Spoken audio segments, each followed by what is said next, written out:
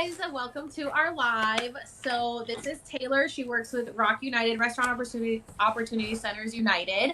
And Carly, she just quit Chili's, and before she could even, work out for 2 weeks, they fired her. Yeah. Because she posted the video about the exploitation and how they're stealing all your money. So what I have behind me is actually a picture. I know it's a little blurry, the green screen, of her grat share that she sent me. It's from November 2021 to April of this year. So we can see, so this is what you made after tip out, the 7,834. Yes. So you can see that the total tips I generated from credit cards was 9,000. And I tipped out 2,000, but I was able to make some of that back from getting some tip out as clocked in as a food runner as well. And that's what you see when you see from bartend and from food server. That's when I was being tipped out by the bartenders and the food servers. Oh, okay. Mm-hmm. So this is what you ended up walking with from. That's what that's what I made total. What I walked with is at the top. The 7,000 or the 8,000? The 7,800. Okay, so that's what you left with. This is the generated, and then this is total pool. What's the total pool? I'm actually not sure what that is at all. I have never seen that in my life on my checkouts, so I was a little bit confused by that as well. Okay, so we don't know what that is. Total time, and then this is money that was tipped out to you when you worked as a food runner. Yeah. And then when you worked as or the server's tipping you out here. Yeah. And then this is what you tipped out to the bartenders when you were serving. Mm-hmm. And then this is what you tipped out to the food runners while I was over serving. $2,000. Yeah, I'm like wondering why it's been so hard to make bills. I'm like, oh, I paid $2,000 to someone else. That's why. $2,233.32. Well, those are nice little angel numbers, but that's so much money. Yeah, it's devastating. So much money. That's from November, December, January, February, March, April. That's 5 months. $2,000 that could have helped for your bills. Yeah, 100%. Yeah. And people don't get it. People don't get like how this is so much money. And maybe when they see it broken down like this, which like it was really hard for me to find the perfect size to put this so that everybody could see it in the background. But I've been trying to explain to people why this is not okay, and everybody's like, oh, you always tip out in the restaurant industry. And I'm like, you don't tip out this much. This is a lot of money. And if we are, why are you not mad? Like, why aren't you mad about it? Exactly. It's insane.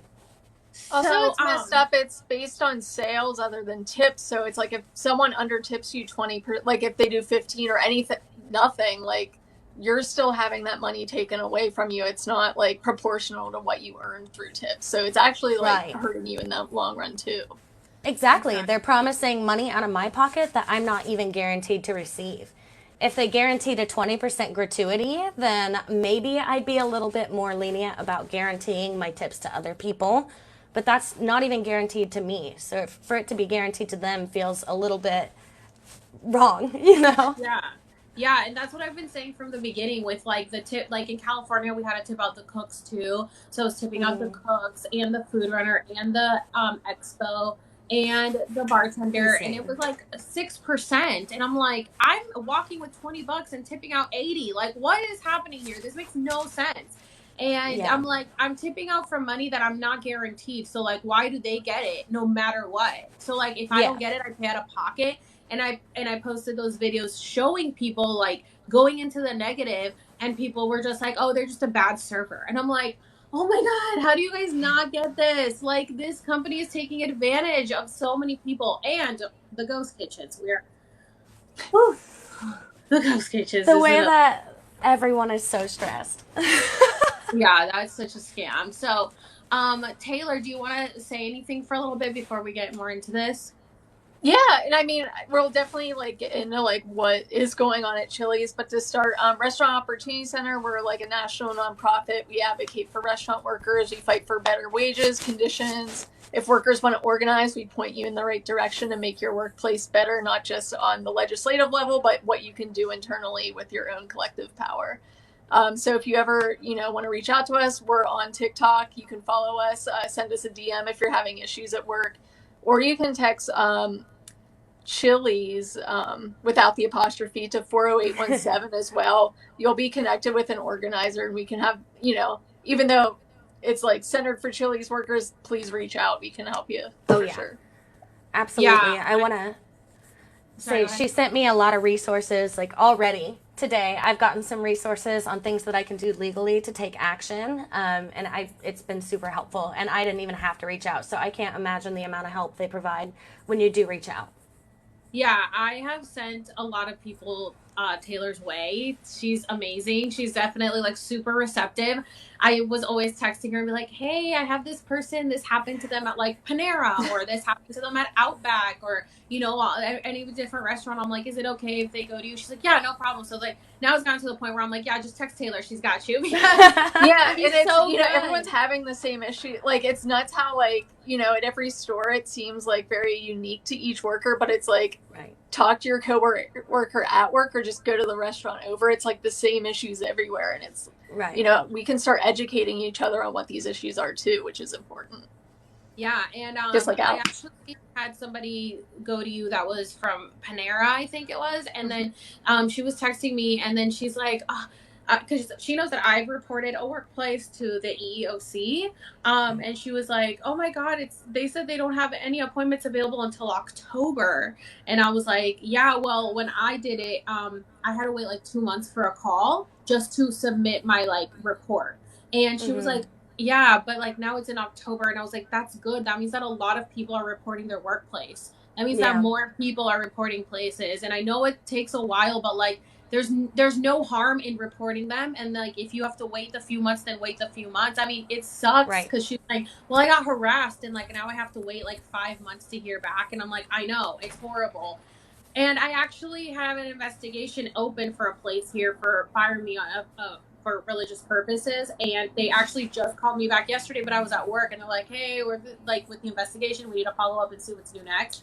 And so it does take a year to investigate after the process starts. It's a really long process, but it's worth it if you want to make a change. Yeah. So Carly, do you want to spill some tea on Chili's? Yes, I am so sorry. I couldn't find a way to interject, and I'm such a nervous person. My name is Clara. I'm so sorry. I'm so sorry. You should have just told me, girl. I don't know who Carly is. I get so nervous. Clara. I was like, no, it's fine. I'll be Carly. I'm sorry. I've gotten so many messages that like all the names just like became one in my head. So sorry about that. No, you're completely fine. Yeah. So what happened at my Chili's location was really just a buildup. Like over time, they rolled out the food runner system, and I kept being told that things would get better. We had upper management in our restaurant at least once a month, which I felt like was really not normal, telling us how much better things were going to get. And it came to a boiling point last week when I posted that TikTok. We had gone in, it was either Tuesday or Wednesday, and there was some form of bingo, I found out from the managers. It was like a cleaning bingo. And we had our food runners. We had 2 food runners on that morning. One of them was doing cut work, and the other one was detail cleaning the beverage station, like cleaning the black mold off the beverage station, standing on top of the beverage station, wiping down walls, like cleaning the wet papers on our cork board, because we have paper behind our beverage station that just collects splashes of soda all the time. And they're having this max exodus of a cleanup, and I had seen your video actually about the mold in Chili's. And it just seemed really convenient that right when I saw these videos and it seemed to be going viral, that they had like this bingo game for the workers who make $2.13 per hour to sit there and like scrub the walls. Wow. And there was a point where me and the servers were kind of having a back and forth, and we always do this loudly in front of the managers just to see if they'll do something themselves. And we were like, hey, is nobody gonna run our food and drinks right now? I have a 5-minute drink, because we were down to the last 2 servers. And at that point, you really do need a food runner, especially because of our system now. We're cutting down a bit faster because we can handle more tables. So we didn't have a food runner. We were getting overwhelmed up front, and our food runner was up on top of the beverage station. The beverage station was fully broken down. Like, we had to get ice out of a beverage station that they were using degreaser on at the time. and walk across the restaurant. It was absolutely insane. So we said we were saying in front. Go ahead. It's funny that you mentioned that bingo. I haven't heard of that, but the person that sent me that pictures of the mold, I was like, hey, next time you go in, because they said something about how there was like a bunch of mold and the food was near something. And I was like, oh, next time you go in, like try to get some more video or photos. They were actually a DoorDash driver. So they didn't work there. They were a DoorDash driver. Wow. So they went in because they had seen my videos. So they went in again and pulled out their camera and started recording. And the manager swatted the camera out of their hand, their phone. And we're like, stop. Like, everybody has mold. It's not that big of a deal. You can't record in here. And I'm like, are you fucking, they touched you? And she's like, yeah, they literally pushed my hand away and like said I wasn't allowed to film in there. Because I guess because that video blew up and went viral, then that was like a topic of discussion. So that's so crazy that you said that bingo. Exactly. I swear they're the day after I saw it. The day after I saw it, I swear to you. And so we're standing in front of the beverage station, and he's up there on a ladder, and we're like, hey, is anybody going to run our food and drinks? And he was like, well, I've been told I have to clean the beverage station. So we go to the manager, we say, hey, do you think he could clean the beverage station when we're not paying him to run our food? And the manager pops his head around and he says, oh, well, obviously running food and drinks should be your main priority. But when you don't have food and drinks to run, yes, you should be up there cleaning. Where is that for you? You want him to go from cleaning mold off of a beverage station to serving our food and beverages and climb up and down a ladder? It's not even safe. No. And so we just ran our subsidizing your wages, or like they should just pay for a cleaner at that. Like at that point, it's pay a like janitor. They're pushing off non-tipped work, like onto the food runners. That's not helping. Yeah, it's just so messed up. That's what I was gonna say. They shouldn't be doing that on server wage at $2 something an hour. Exactly. That should be an hourly job. I told my manager even multiple times. We had a clock in called night cleaner. They got paid minimum wage. I said, let me come up here after hours. I'll come up here when we're closed. Like, I love to clean. It's just a weird thing for me. It makes me happy. And I wanted the restaurant clean. And I offered him, we can do overnights. We can do it when people aren't in the restaurant. We can go section by section. And I made these offers months ago. And it was, oh, yeah, we should definitely plan that. And it just stayed dirty. Like, even, like, the managers don't want to do anything about it. And when I want to do something about it, nobody cares. They don't. Yeah, they don't care. They don't care, and they don't want to put any money towards it, and they want the people who are literally not making anything hourly to do all this work. Yeah, like they'll cut the paid things and then ask you to do the paid job for them. Yeah. Yeah. Oh my God, it's such exploitation, and like I just don't understand how people don't get it. And like the fact that the CEO, Wyman Roberts, is out here lying to shareholders, telling them, oh, these servers are making double what they used to make before because of this new system. It's such lies. Like, if I'm making double, all of it's going to the food runners. My paycheck might show that I'm making more money, but it's not going to me. It's going to your other employees. Exactly. That's the problem. Like, okay, so let's say you guys are making double, but you guys aren't getting double. You guys aren't keeping it. You're giving half of your money away to everybody else to pay everybody's wages. Exactly. Like this lie of restaurants can't survive if they start paying servers more. It's like, how long are we going to buy into this? It's been 100 years that wages haven't changed. And people are like, well, then they have to raise the menu prices. They already did raise the menu prices. Yes. You think we have the same prices of the 1930s? No. Like, how dumb are you guys? Pay a nickel for a waffle? Yeah, like, come on. Like, I just don't understand. And nobody does their research. Like, the National Restaurant Association literally lobbies against servers getting better wages. Like, they don't want servers to get better. And we're not saying like, oh, you just pay a regular wage and like no tips. Like, no, you can still get tipped. You just will have at least minimum wage. And it's like that. What a crazy concept. How dare us ask for minimum wage? Like, what is wrong with these people? It's just crazy to me. So, we all. Sorry, I have a bunch of people on here. I'm trying to see if there's any good stuff in the feed. I've been reading. I'm right here with you. I know there were some people that were saying that they worked at Chili's too. I was a key at Chili's and had to quit because the managers don't care for their employees. Yeah. Oh, actually, that's a really good question. Who pays the taxes? Each individual getting the payout? That's a good question because I have seen a lot of comments saying that you still get taxed on the money that you're tipping out. Mm-hmm. Do you know anything about that? So I don't know anything about it. The way that I got that information, I had a coworker that I was working with that would keep track of her clock out slips, which show your weekly paid to date, which is your claimed cash and card tips, which our Grat Share doesn't show. That's only what I made in credit card up there. And, you know, I tried to say that in it. That's just my credit card. That's what they track. But in your weekly paid to date, when you clock out, it'll say how much you've made in card and cash, like what you've claimed every day when you clock out. And it prints a new one every day when you clock out. So she was noticing that her paid to date slip, like what it said she made for the week, included her payout. And it was way more significant than what her Grat Share was saying with her payout. And I tried to get in contact with corporate about this on Thursday, is when I first called them about it. And they still have yet to get me answers on it.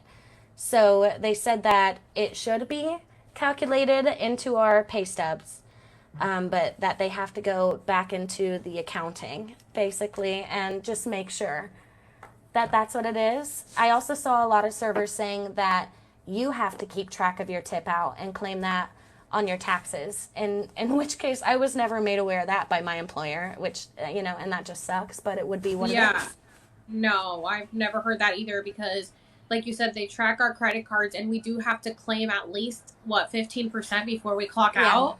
So, like, they're supposed to keep track of that. We don't have to keep track. That's why we have to claim everything. Like, it just doesn't make sense. And then somebody else actually sent me photos of their checkouts, and it was all messed up. Like, I wish I could put a picture here, but I've lost it now in all my screenshots. So they sent me a photo of their checkouts, and the number of like total sales was not the same that was like showing up on their Grat Share. So their Grat Share and their sales on like how much the bar sales, let's say, were, you know, you're only supposed to do like, let's say 1% of your bar sales, so 505 to tip out. But then like it would say like 500, but then $6 to tip out or something. So it was like off by a few dollars here or there. So then they were like, why am I tipping out more? Why am I tipping out more than what I'm supposed to? Like, my Grat Share is taking more money than I'm supposed to. So it wasn't adding up. They're just like fucking with the system some way that is scamming you guys, on top of the fact that they're already scamming you guys. Right. And I did also want to touch on the fact of paying people who are not even there. So if a food runner, it's such a weird thing. And I don't believe this is my manager's fault. And I just want to put that out there. I haven't put the store that I worked at, other than my general manager. My managers had a genuine love for me and a genuine care. And they were very upset that I got canned. So I want to say that I don't believe it was their fault. I believe it was corporate's fault for not telling their management and not dispersing information properly and not even having that information themselves. So with that in mind, when we first rolled out the system, the first day we had it, we had 2 food runners and we had a brand new manager, and it was really slow. It was like a Monday morning. We just weren't doing very much in sales, and we sent both of the food runners home. And this was when Grat Share was rolled out, so thankfully we were able to keep track of our tip outs, and we didn't just have to trust the math. And we noticed the next morning that we paid out on our full day of sales, right? So I still did $700-800 in sales after that food runner ran or left to go home, but I still paid 5% of that $700-800 to that employee. Yeah. And the system doesn't stop. Like accruing tips, once they clock in the morning, you have to have a food runner on until you shut down the shift for the night, because once they've clocked in, tips start going. Now, if they never clock in the morning, we don't tip out anything. But as soon as they do clock in, clocking out doesn't matter. The next food runner comes in, and then the money will move over to them, but the money never stops, if that makes any sense. So there's been multiple times where I've had no food runner on shift, and I'm serving a table, and I know they have $100 check, and I'm just bitter setting down my drinks, knowing that $5 of this is going to go to someone who's not even in the building. Right. Mm-hmm. Yeah, it's insane. So I only had to deal with the system. Like, I transferred in July and then I got fired in September. So, and then for like the beginning of that, we were on lockdown. So it was just to goes. So I only really dealt with that for like at the most a month, maybe two. And I had asked about that. Like, I had been like, oh, so what happens if we don't have a food runner? And they're like, oh, they don't get tipped out. I was like, okay. Right. But then like, I guess I didn't clarify, like, what happens if they clock out, you know? Like, I just figured, okay, once the food runner is gone, we don't have to tip out on that anymore. But then it's like, I would get my money the next day on my pay card, and I'd make, like, $19. And I'm like, I didn't even have a food runner. Like, who was I tipping out? Like, there's no money on here. Like, I know how much I should have made. I did the math, but then it's, like, all going to tip out. It didn't make any sense. And the fact that you can't take any cash home either, they want it all on a pay card or all on the paycheck. It's so hard to keep track of too. Yeah. Because you're like, they're just taking all my money and I don't even know what's being. So I remember going to work and I'd be like, I need a breakdown of the tip out. Like, I need to know where everything is going. And so the manager like wrote it down for me. And I have a video that I posted. I think I had posted originally on Alex Serves because it was before I started this account. And I said, hey, like, Chili's is stealing from you guys. Like, I literally what you said. And this was in September of 2020. And I literally showed the post it. I was like, this is what all the money is going to. Like, we're not getting any of this money. And it was just like crazy. And people were just like, don't talk about that. You're going to get sued. I'm like, I'm literally telling you guys, like, we're not seeing any of this money. Like, I literally would work and walk out with no money every shift. It just didn't make any sense to me. And I had no way of like verifying it. Exactly. I would get my paychecks and I'd like try to like break my paychecks down. I'd sit with the manager and I'm like, can you explain this to me? Because it's also different in California because we have like meal penalties, like break penalties. If we don't take our breaks, we get like penalties like the restaurant does. So they have to pay us like overtime for those hours. So it's very confusing for my paycheck. I'm just used to not getting a paycheck. I'm just used to like getting cash. $0 every time. Yeah. So like being here, I was like, what does all this mean? So it was very confusing for me to try to figure everything out. But I knew that there was something going on. It just wasn't adding up. This just doesn't make any sense. Like, there's just no way that I'm walking out with $19 on a shift. Yeah. Yeah. And it's because it was going to everyone else. I was paying everybody's wages out of my own tips whether I got them or not. So people eventually are paying out of pocket when they don't get tipped. Right. And to pull out of the pockets of your like bottom of the barrel, like the front and center employees. We're not in the big building in California with you. We're out here every day sweating, smelling like chips and salsa.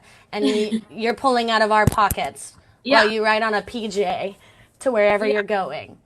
Yeah. And it's like, we're literally like the lowest paid employees around the United States of America, and you're still going to take from us. Like, you don't even pay us. So you're really just taking from the customer to pay the rest of your staff instead of just paying it out of your own fucking pocket. Someone wants to know if Chili's has reached out about it. And yes and no. They've reached out and called me about my social media posts. They haven't explicitly asked me to take them down, but they just wanted to get clarity on what my qualms were, I guess. And then they've reached out again with the payroll department to try and figure out where my money is going. But you would think that they would just have those answers. They wouldn't have to go search for them. Didn't they also? Yeah, the amount of money they make. Also, like, kind of going back to the food runner, like, there's a way, like, I was a food runner, different restaurant, but like we had a system that was based on like if their food, I don't know, I'm like messing up my words, but like you're okay. You can calculate how long a food runner worked how many hours and do a percent. Like, there's no reason they don't have the technology to figure out the appropriate amount to tip out or not tip out if there's no longer a food runner. So it, they're messing up your taxes. They're messing up, like, it's just like all this incompetence from the top, and then it just trickles down and falls on all of your plates. Absolutely. Being so lazy and like they're so careless. They just don't care. It's like when I started exposing them and talking about the sexual harassment that have been their allegations that have been brought to their attention and that they did nothing about it, they reached out to me a few times asking me, well, who are you talking about? Like, can you give us some more information so we can look into it? And I'm like, No, I don't want you attacking these women who have been through and also, assaults like, at your. it's not my job to do your job for you. Like, if you Yes. had done your job properly, you would know exactly who I'm talking about. But you don't know who I'm talking about because you haven't done your job. So you have multiple hundreds of women that have come forward about your managers sexually harassing them, and more than just harassment, and it gets brushed under the rug because you do Yeah. nothing about it. So it's like, Yeah. what do you want me to tell you? Look at the fucking comments. That's what I told her. Read the fucking comments. Read all of the comments that have been left on my videos talking about that. They have come to HR and you guys did absolutely nothing about it. Literally nothing. They don't care. And they're just like, well, we take this very seriously and we investigate. I'm like, no, you don't. You literally promote these men that do these things. You promote them. And then, or you transfer them to other locations so that they can keep the cycle going. You never hold these men accountable for the shit that they've done to all these girls. It's so pathetic. Like, they literally just let all these girls walk away with all this trauma. Yeah. And they do nothing about it. They're like, okay, well, figure it out. Find another job. You're just a lousy server. Like, we need to keep this manager because nobody wants to fucking work for us anyway. So we need to keep them over you. Yeah. And I had a guy in my comments even who felt like his assault had been brushed under the rug because he was male and because of the fact that his general manager was a female. And they just thought like, like that's not a thing. Just like, and hearing that's one of the worst things is about seeing this is how many of the shares that I have comments about being exploited or assaulted or completely ignored when you reported something. It like I thought I had it bad, and now I'm just even more pissed.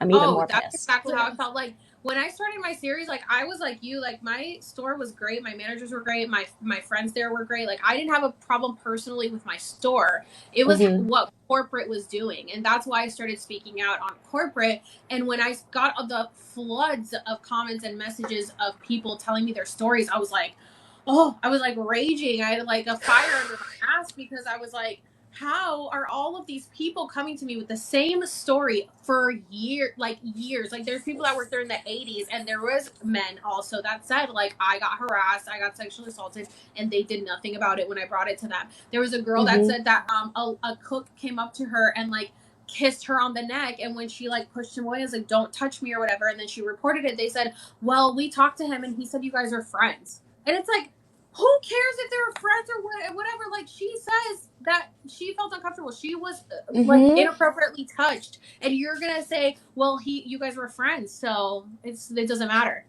Ew. Let me tell you we're friends. I'm the one who's uncomfortable. Like as the woman in that scenario, I'm telling you I was uncomfortable. I wasn't telling you my friend kissed me on the neck. I told you that your employee kissed me on the neck and made me uncomfortable. Yeah, they just don't. They literally do not care about anything. And like Taylor said, like there is very much technology.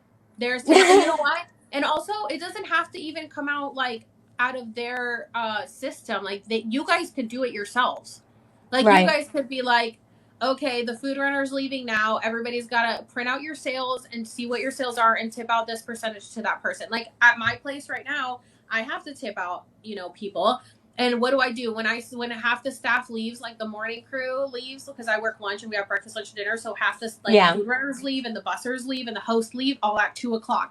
I print out my checkout and I'm like, these were my sales at 2:00. And that's what I tip them out based on. And then from 2 to 4, I tip out the new staff that came in and I tip them out based on those sales. It's not difficult. Yeah. Like they're making the system so much more difficult than it needs to be, but it's for their convenience because they're lazy and they don't want to do the work to make it better for you guys. Yeah. Oh my God. And I just want to jump back just a little bit because we were kind of getting into sexual harassment and how it's like not being solved at Chili's. It's just kind of sitting there. Is like there are options like, if they don't do anything about that, start taking records, like keep notes on when these instances are happening, when you report it and they're not doing stuff about it. You can file complaints with the EEOC and, that can help get you some back wages for kind of the time you had to deal with that. And also it pains Chili's. Like these start to tack on and they have to deal with these things and eventually they have to address them the more it's, workers start filing that these things happen. Right. Yeah. And I don't know if anybody knows Adam J, the lawyer. He works with like sexual harassment in the workplace and stuff like that, like labor laws and stuff. And he has, told me like if anybody comes forward with Chili's and has a story, and it sucks because it's like there's the statute of limitations are so limited. Like it's 1 to 3 years depending on your state. It's horrible. It shouldn't Wow. be that short. It should be way longer. Because some people don't feel comfortable coming forward right away, and they have the trauma, and they're in shock, and they don't It know takes how time to approach. process when these things happen. Sometimes you just Yeah. don't really recognize it until, you think about That it, or especially. someone addresses it. Yeah. Or until you Exactly. tell that story and someone says, hey, that sounds kind of like assault to me.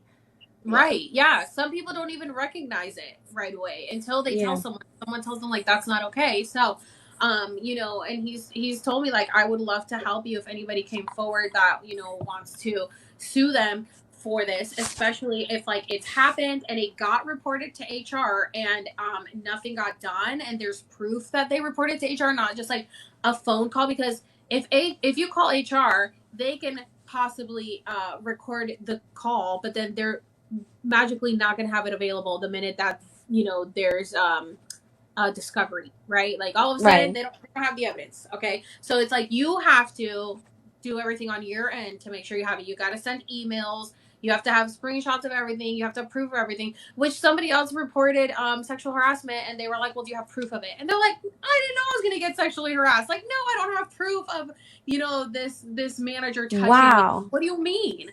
Yeah. So definitely like report it to HR, report it to corporate, report to team member relations, whatever the case may be. Get it in writing or get a voice recording, because if they can record you, then you can record them, because there's obviously consent on both ends, or at least let them know this conversation is being recorded, and that way you have evidence. And if something happens, if you get fired, or there's retaliation, or nothing happens, you have a case against them, and you can be like, look, I have all of this proof, and you can sue them. But you have to act on it right away because of the statute of limitations. The statute of limitations just got extended in the state of California after the Me Too movement to 3 years. It was only 1 year before that. Only 1 year that you could report this stuff.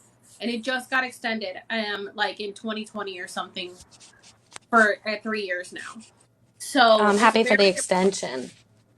Yeah, and that's still not even a law. Like, that's ridiculous. Yeah, it sucks that like we have to always be on the defensive. We always have to be prepared, because like they're not out here to take care of us. They're out here to save their own. Yeah, we literally just have. That's why with like I work with ROC so that I can help everybody know their rights in the workplace, because a lot of people don't know their rights and think that they just listen to what somebody else told them that works there, who's only out there to protect the company or protect themselves. Like, yeah, your restaurant job's not going to they're not going to sit you down and be like, keep these rights in mind throughout. You never get that. You'll get an employee manual that has their interests like in mind and like what they got to do. Sometimes there's illegal stuff in those too. Flip through those sometime, and like, you might find out your tip share or tip pulling's illegal if you really go through it. There's so that's many a good people tip. in the But comments. yeah. There's so many people in the comments that come and are like, oh, well, I worked at this place and the owner was taking part of the tip. Is that okay? And I'm like, no, that's 100% not okay. That's illegal. They can't do that. It's crazy, like, how much stuff goes on that people are unaware about that's illegal, because they just have been told that it's okay. And it's just been made the norm. And now the Department of Labor just passed in December that if you do over 30 minutes of side work without tables, or like that's not running side work, you have to be paid at least minimum wage. And a lot of people don't know that. And I have made videos about it, but this app suppresses those videos. So I've been trying to get the word out about that, because a lot of people, like, side work takes long. You'll be doing side work for like an hour and a half. Or like you mentioned with Chili's, they had your food runners cleaning mold for hours instead of actually doing the tipped work that they're supposed to be doing. Exactly. Yeah, like even for them, if they're doing that for hours, like they might have a case for wage theft. Like they should be paid at least. They should be paid more than minimum wage, but at the very least, definitely more than sub minimum wage. Yeah, for sure. We just have to remember that like these corporations will do anything to exploit you and take advantage of you and not pay you for it. So you have to always be on the lookout of like, what are they how are they trying to scam me this time? And with the ghost kitchens, that's how I feel. Like, I feel like that is such a scam, and I want that to change so bad, because these poor people are doing all this work for free. And the people who Yeah. haven't done it don't get it either. And they're like, well, they're getting paid hourly. I'm like, okay, but they're getting paid to work for one restaurant, and now they're working for three. What's not clicking? Your cooks now know how to make 3 full menus worth of food in a to-go box. It's 3 extra, it's extra menus, it's extra time, it's extra space in the restaurant, and they have 0 compensation for that. And the to-go people as well, because that compensation and, sometimes, I guess, goes to DoorDash drivers or will go to the to-go order driver. And so the to-go people also aren't seeing extra compensation, but they're seeing 3 times the amount of orders come through. Yeah, it's such exploitation. Like, it makes me so angry because it's a lot of work. And the fact that the restaurant is going on false weights because of it, yeah, that should tell you, what's going on. Like, yeah, they're doing a lot of work.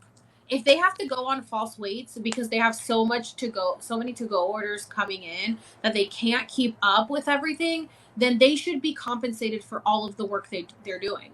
It's not like it's like, like it's not just like extra side of fries. Like they're literally doing like a whole 3 menus in total.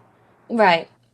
That's like Brinker. Just imagine, like they think it's just simple to do that. They're like, oh, it's extra money to do this, but they're not thinking through the actual labor, the like skill that takes to keep 3 different restaurant menus in your mind, to not mix that up, to like, like it requires people to set up to go. Like that's why there's this whole structure. It's not just like imaginary like money that they get, which then all that money ends up going to corporate, that goes to Brinker, that goes to Wayman Roberts. Like none of it is going to the workers.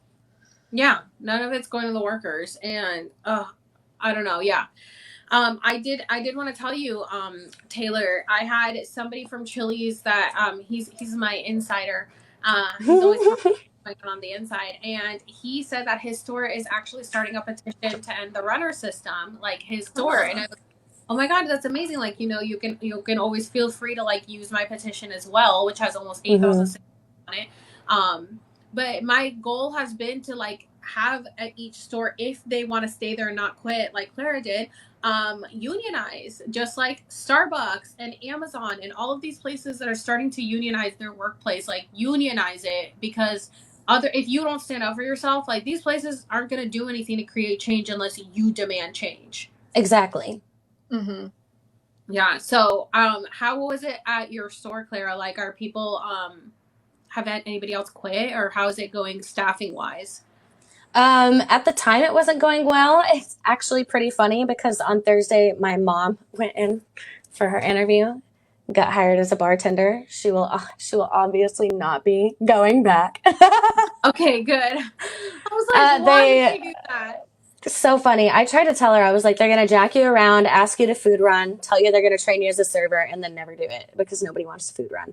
Anyway, staffing was already pretty bad. I definitely haven't seen anybody quitting their jobs, but you also saw for me, I couldn't quit. It was 2 weeks that I put in, and then they decided to accept that resignation effective immediately. And that's the issue that I'm seeing with a lot of the people at work. They can't afford to lose their jobs, especially because we have taken such a significant pay cut since the food runner system rolled out. And it was gradual and it was slow, and it was like your savings would slowly dwindle. But yeah, and they're afraid of retaliation as well. So I'm not seeing the greatest response from my coworkers at the time. Like all my friends are very supportive. But I am getting insider information, and they are having HR come and talk to every employee about my TikTok, apparently. Oh, wow. Why? I don't know. I have no idea.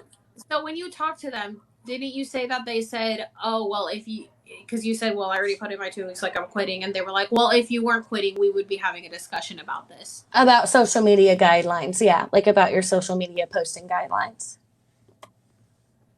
So, I was like, okay, well, you can spare me that. Yeah. Like, I mean, it sounds like even though you're quitting, like it's still retaliate. Like, as you mentioned, like you still wanted like your full, like 2 weeks as well, and I specifically, Honestly, like I said, my managers were very upset as well. I have never had a corporate complaint. I've never left 90% or above on my server attentiveness. I've never gotten written up. I've called in once, and I have all of these like above the line recognition cards and stuff. And I thought for sure. So I said, hey, I'm going to put in my 2 weeks. I want you to know that it's nothing against you, but I can't find it within myself to work for a corporation that asks for me to pay other people's wages while they make sub minimum wage like I do. I signed up for that for myself. I didn't sign up for that for these employees, and I didn't sign up to pay them. So I put that in my letter, and I said, if you need any help with training new employees, because I am a certified trainer, so if you need any help with training new employees in the meantime or picking up extra shifts, like obviously I'm going to need some extra shifts because I'll be looking for something new. So I'll be like, I'm happy to help. And I put that in there. I put like my official resignation date, like what my last day to be scheduled would be. And then I got a voicemail a day later saying that they were accepting my resignation and to call if I had any questions. From the management? From my general manager. Yeah, he has only been there a couple months. He's a whole other story. Me and my Twitch chat, we hate that guy. Oh yeah, they've gotten a lot of new women in that is just horrible. And that's actually what sparked my whole Expose the Pepper series was having two of my friends get fired from my old location who were great employees, but they had a new GM came in who just started firing people left and right. And so I'm like, I don't know what the fuck is going on, but they're literally just hiring everybody and anybody who is willing to take the job and doesn't care about their qualifications or if they even give a shit about the place. It's just like, okay, you want to be a manager? Sure, you can be a manager. Like they just don't. They're not vetting anybody. Like they moved up one of the cooks at my place to be a manager, and he's the one that sexually harassed one of the girls that came forward. So I'm like you guys don't give a shit. And then all they did was transfer him to another location once she came forward. So they can harass somebody different. Yeah, exactly. Like just go and harass somebody. Wow. They just really don't care. It's ridiculous. It's just like short-term fixes that they don't have to worry about. Like in the moment, they're like, we'll just move them over. That deals with it easier. We'll get a manager who's going to clean house with workers. That looks good for our bottom line. And we'll just fill them with new people. Like it's never thought through like, oh, you're developing these like employees to work here a long time. They know what's going on best. It's just like, they just think of everyone as just expendable. Machines. Yeah. Expendable as well, for sure. But machines, The other issue is that they're like understaffing because they're understaffed, but on top of that, they purposely understaff because they want to save on labor as if they're paying anybody anything. And so they have like 2 cooks on the line and then they have them working for the 3 ghost kitchens. It's like these cooks are being like overextended and overused. And they have like one person on to go having to do all of these to goes who the to go person isn't even getting all of these tips because it's pretty much all DoorDash. Yeah. So the to go person isn't getting anything anyway. And in California, I heard that the to go people have to tip out the cooks as well. And I'm like, which is insane. Yeah. With what money? I'm like, they don't even get tipped because it's all like DoorDash. So they said like, if we don't get any tips, it just, I guess, comes out of our paycheck. How is this legal? If it's coming out of their paycheck, that is illegal. Like that, I mean, they can't short you your like wages just because of lack of tips. If that's happening, definitely reach out to us like that. Yeah. Yeah, I want to, I have had a few people telling me that.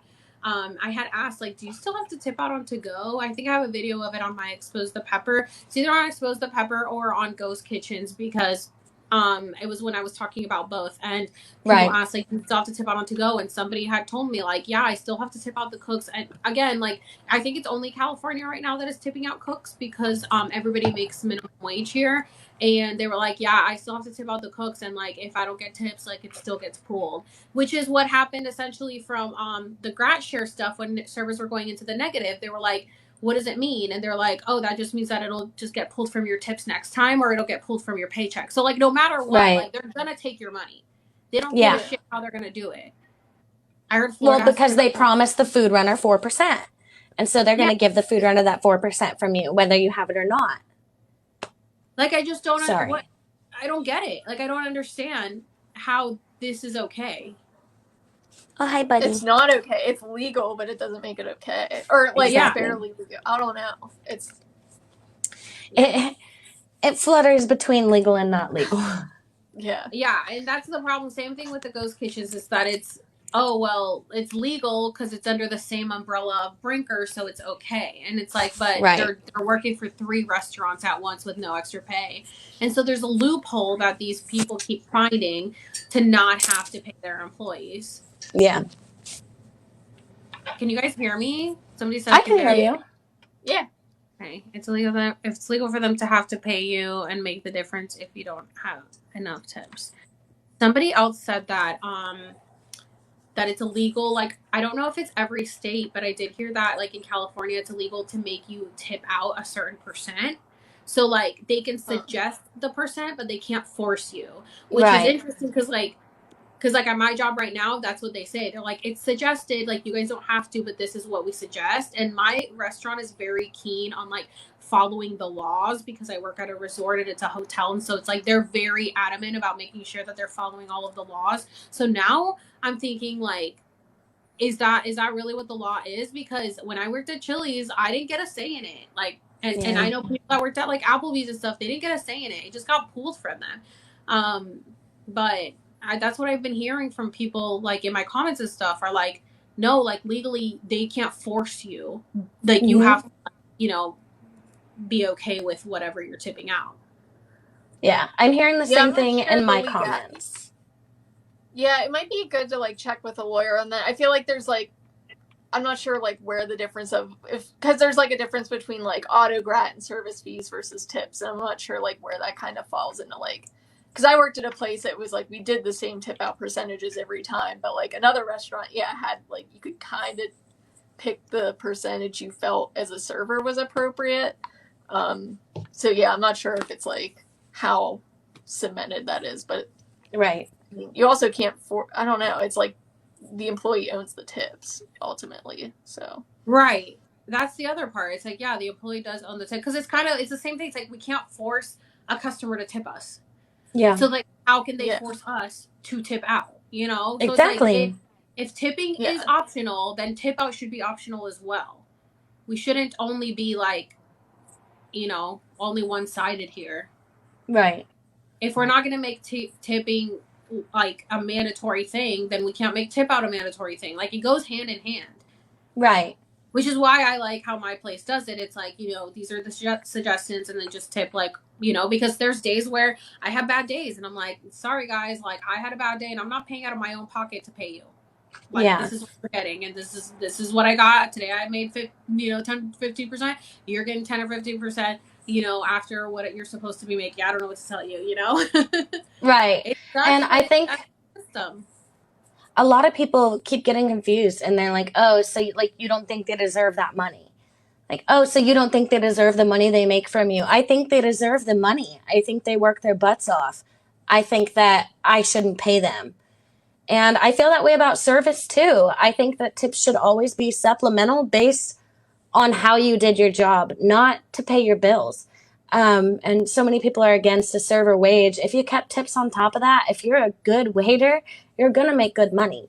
But if you're operating only on the generosity of people knowing that they have to pay your bills, then you probably won't make as good money. And that's a different thing. Exceptional service will always, always, always bring you a tip. I have seen so much good from people and so much good from my guests. I can't refute that. That if you are good at your job and you are good at making connections with people, then you're going to have those tips and that extra income regardless of what you make hourly. Right. Yeah, exactly. And I know it's a very controversial subject for a lot of people just because there's like other countries don't have this discussion. This is not an issue in other countries, but we have a lot of issues here. I know. USA. We're taking it one battle at a time, guys. We're trying to do what we can. And we see the writing on the wall that they are not going to make the change. Like, the corporation is not going to sit here and be like, you know what? Let's change it. Let's go ahead and pay these people more. Like, they're not going to do it. So we have to do what we can to change it.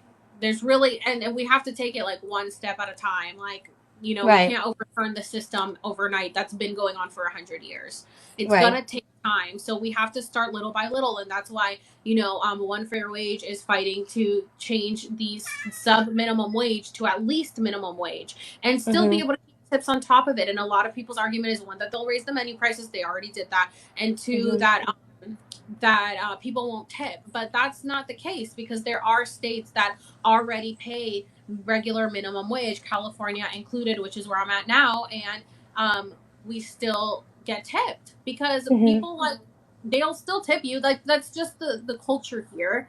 Right.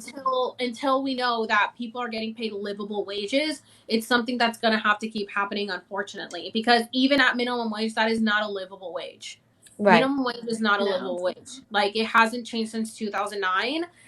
The federal minimum wage is still at less than $8 an hour. In California, you know, I think it's probably the highest minimum wage right now, and it's 15, and that's still not a livable wage when gas is $6 to $7 a gallon. So it's like, I have to work an hour to fill my tank, you know, like, that's not, like, not even not fill my tank. That's for 1 gallon. Get a couple gallons. Yeah. Yeah. For 2 gallons, I would have to work an hour to get 2 gallons of gas, which is like probably, you know, covers to and from work. So it's just not a livable wage. We're so behind. We have to, like, we have so much to reform and so much to change. And so that's why I'm so adamant about, you know, getting people to stand up for themselves and create change. So I was so happy when I saw your video. I lost count of how many times I got tagged in it.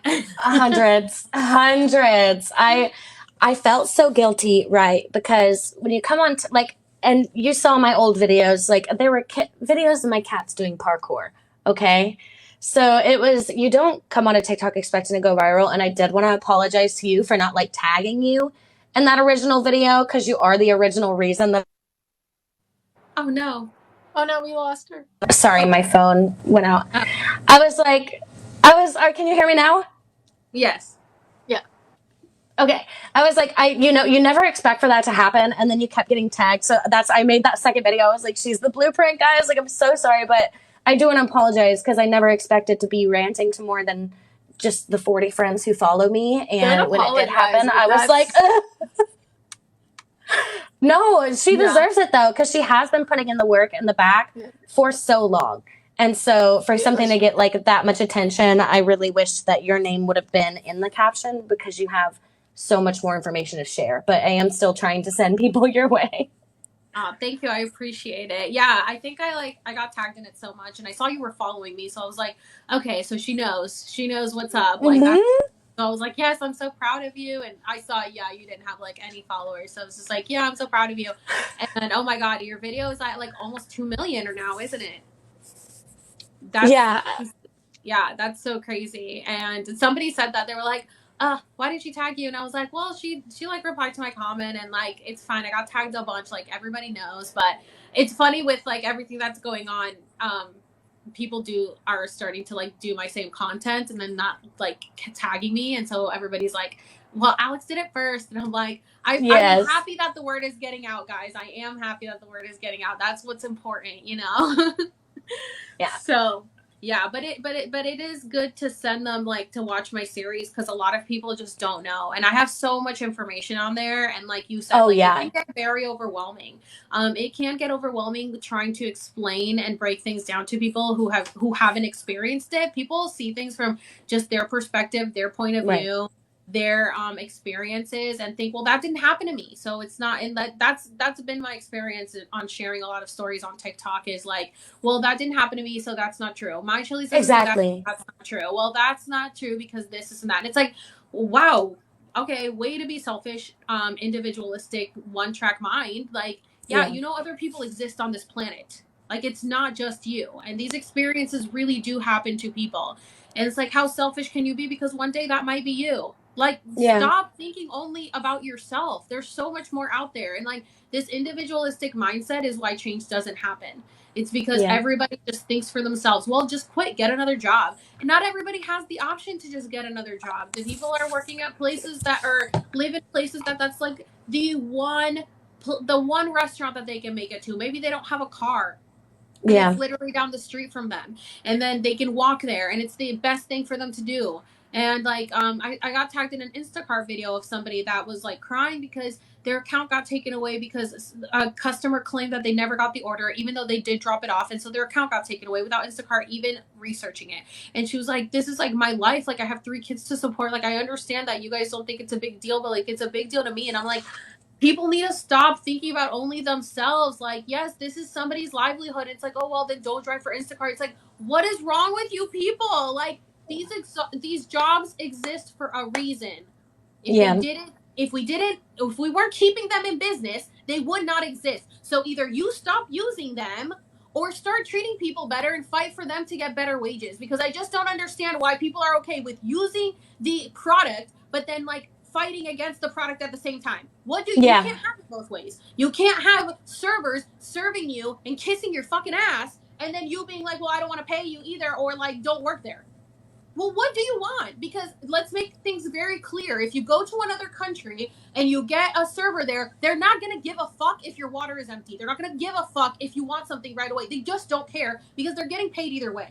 So if you want the service that you have been getting in the United States of America, it's because it is based on slave labor. It was literally slaves that they didn't want to pay. Like, our server minimum wage is rooted from slavery and racism, and mostly everything is in the United States of America. So this is why we literally worship the ground you walk on when you walk into the restaurant. Do you think I give a shit that you want a side of ketchup? I don't give a fuck.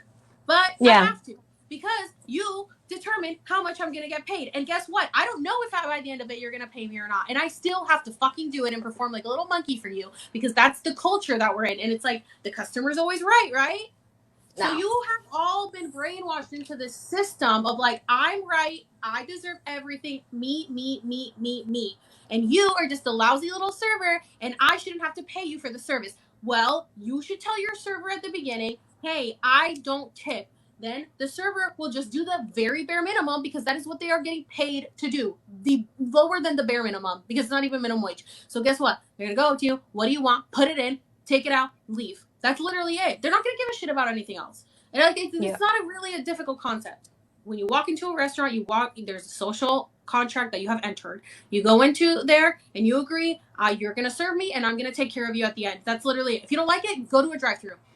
Yeah, I offer a service. I offer a service and I deserve to be paid for a service. Yeah. I mean, and that's just how it is here. Again, until we can make change. So I think this is like, people need to stop being so individualistic and selfish and realize that the person that is serving you is a person too. And you don't know what their circumstances are. And you don't know if they have the options to have another job. You don't know if this is the only thing. You don't know if, like, you know, the $5 you leave them can help them pay their next bill. Like, they're literally going into the negative. Like, you don't know. Mm-hmm. So don't sit here and think selfishly after you chose to come to this establishment under a social contract that you would be tipping that person who is providing a service for you. Yeah.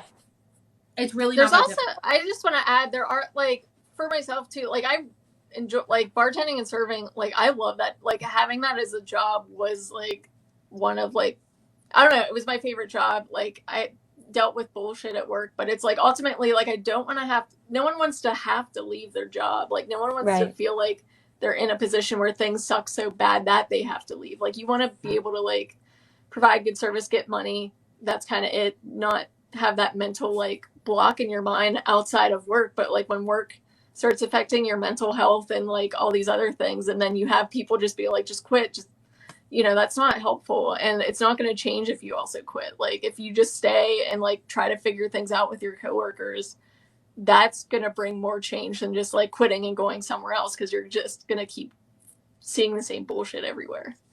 Exactly. That's a very big thing that people say, is just quit and go somewhere else. And it's like, so that's why the system has been the same for 100 years, is because people just quit and get another job. Which actually, Taylor, thanks for reminding me. That brings me to my next subject. So at my workplace, which again, I'm not happy about the fact that this falls on the customer, but we have, you know, they have raised the menu prices to supplement inflation for the corporation. They have also added surcharges to supplement our minimum wage, which should be coming out of their pocket. But at the end of the day, like, they haven't really done anything to help us make more money. So I suggested that. Well, I didn't suggest it. People suggested it at a meeting, and it got laughed at and ignored. Was, can we at least get our service charge bumped up to 20% from 18, which is our gratuities for parties of 6 or more. So it's not like it's going on every check. It's only for parties over 6, and it's just the gratuity. And it got laughed at a meeting, at an employee meeting that we had, and I was unable to attend that meeting. But I thought, well, why don't we? Because I mean, they're raising the menu prices for themselves, and they're raising the surcharge for themselves. Why aren't they doing anything for us? It's like, we don't matter. Like, it's always for their pocket and not for ours.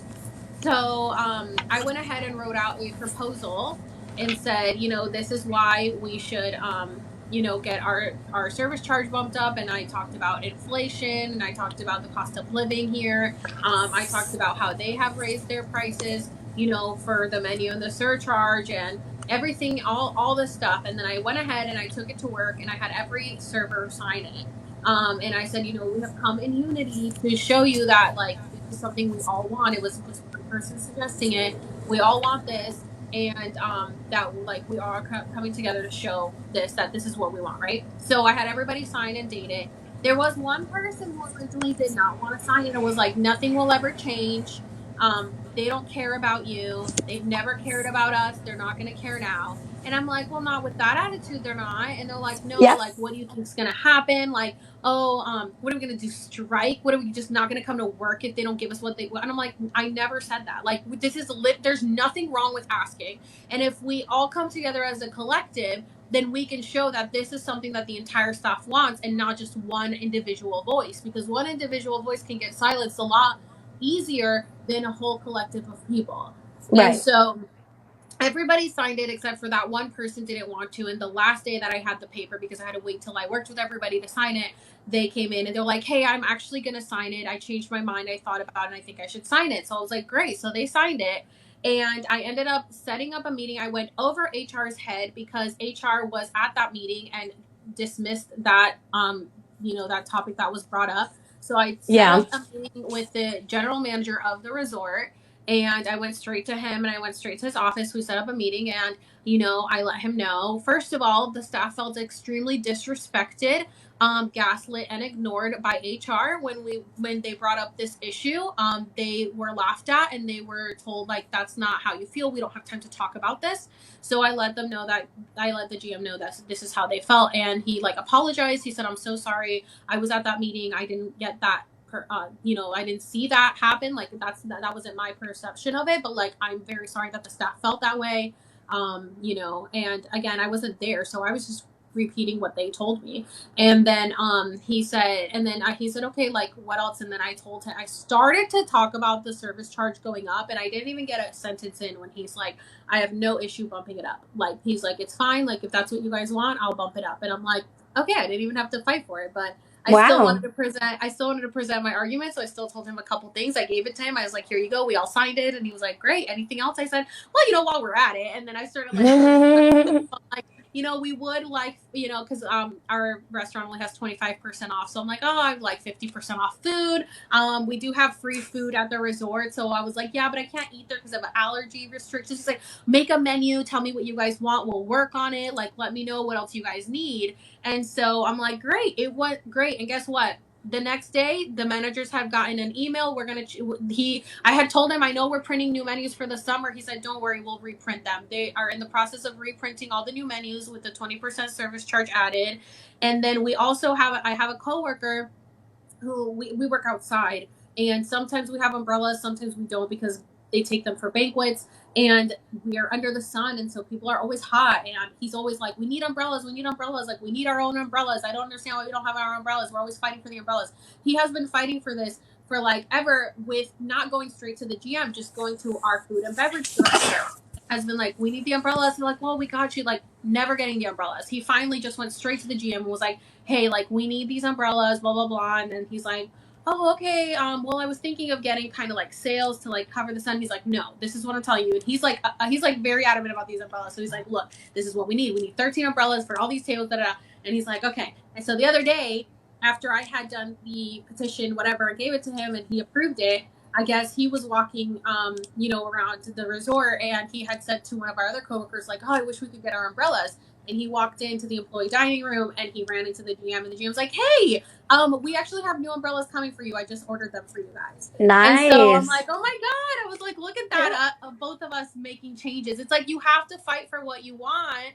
Otherwise, like, it's never going to get done. And granted, I have a great general manager of the resort who is willing to listen to us and wants to know what's going on and make things better for us. So, that's why I'm so grateful that, he's listening to us and he's making a change. And now if that employee or I leave, we have better things for the people that are to come. And I think that's why it's so important to speak out and try to make change, because you're creating a ripple effect. You're not only doing it for yourself, you're doing it for so many more people, and you're leaving that imprint after you leave.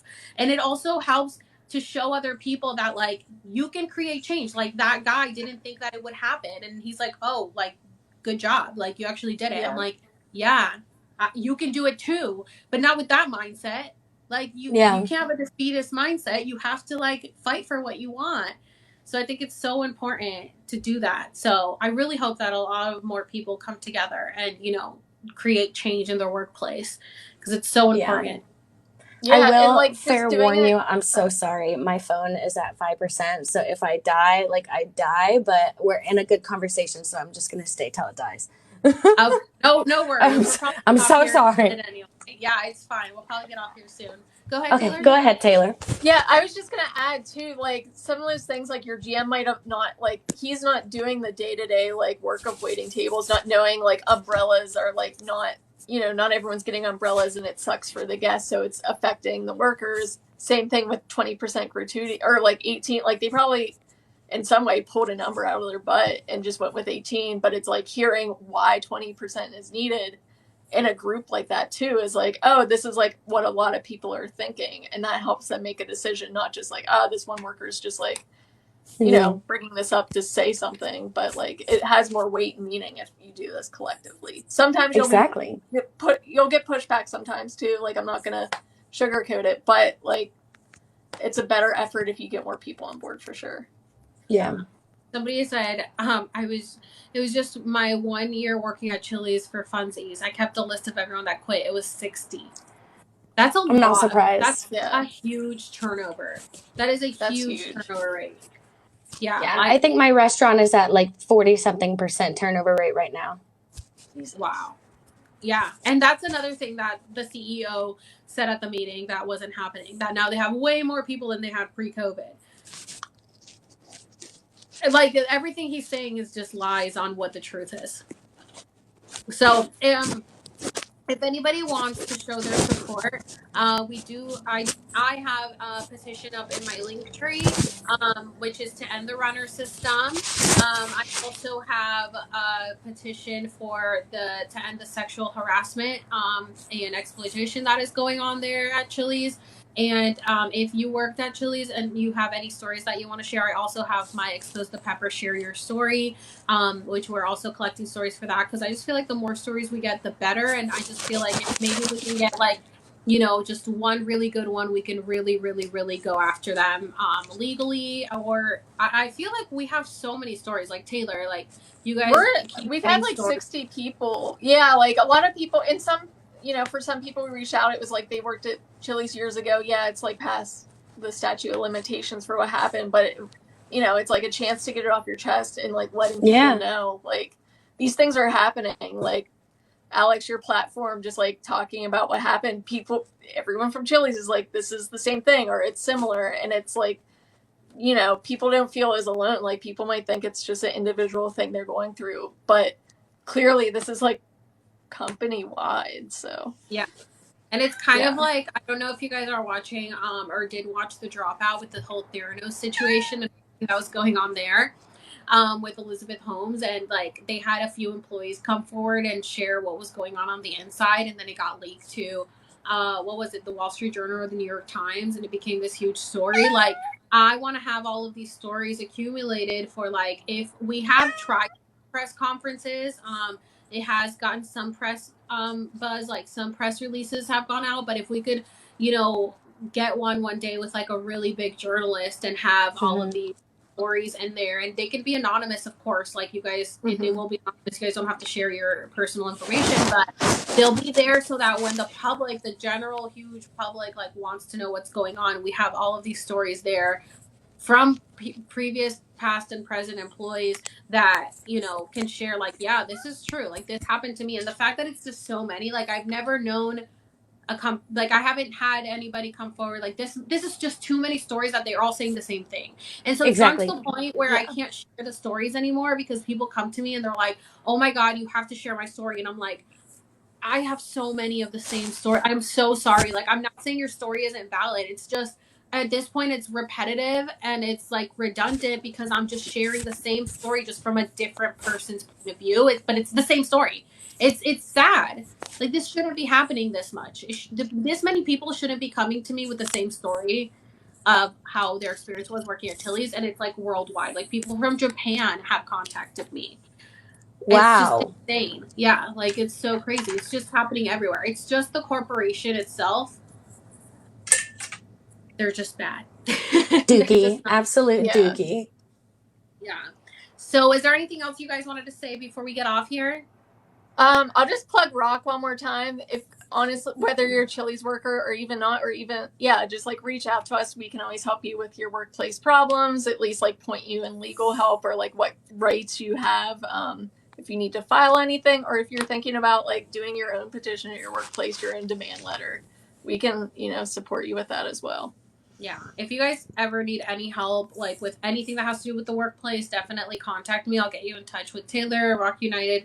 And if you ever need help, like writing out a letter, like a demand letter, like she said, I wrote mine out. I definitely have like examples, or at least my example of how I was able to, write out my argument and why I think that it definitely helped getting. Well, I think it definitely helped getting everybody together and not just having one voice. Having everybody sign and date it definitely showed solidarity, and that's definitely what you want to do. But Clara, did you want to say anything before we get off?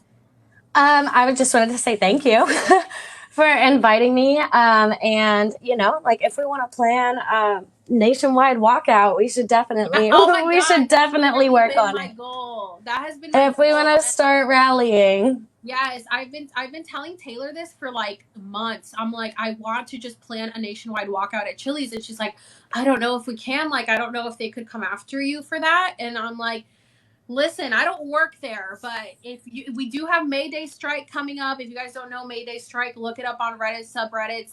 Google it, May Day strike. Like, if you want to change things in your workplace, May Day strike, definitely do it.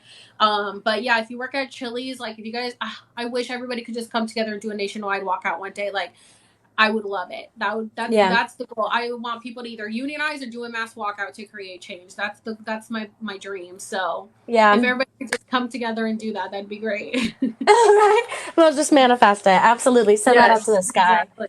Yeah. Hello. Hey, how you doing? Hey, good. How are you? Good. So I don't need the money out of it. I left because I kind of finished up a thing that I decided to become a financial planner. A friend of mine was a manager there. I did that with her while I was in school. But I don't know how I go about getting like former checkout slips back, stuff like that.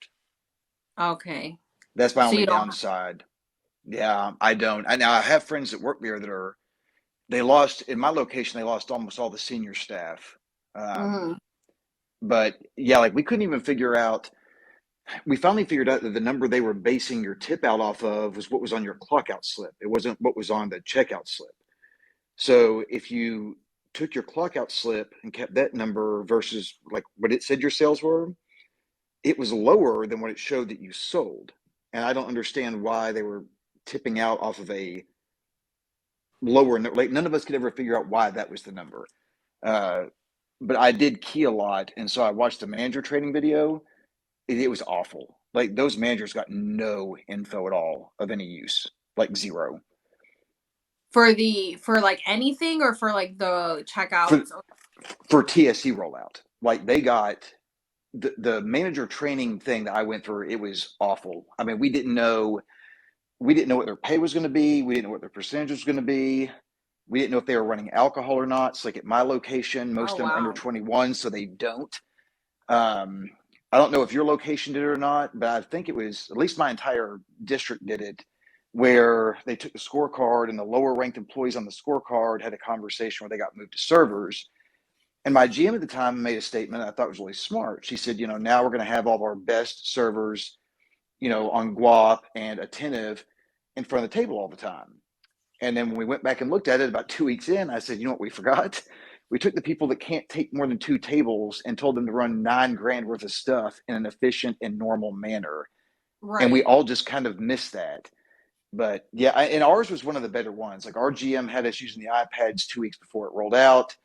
Just she had conversations with employees. They knew what their job role was.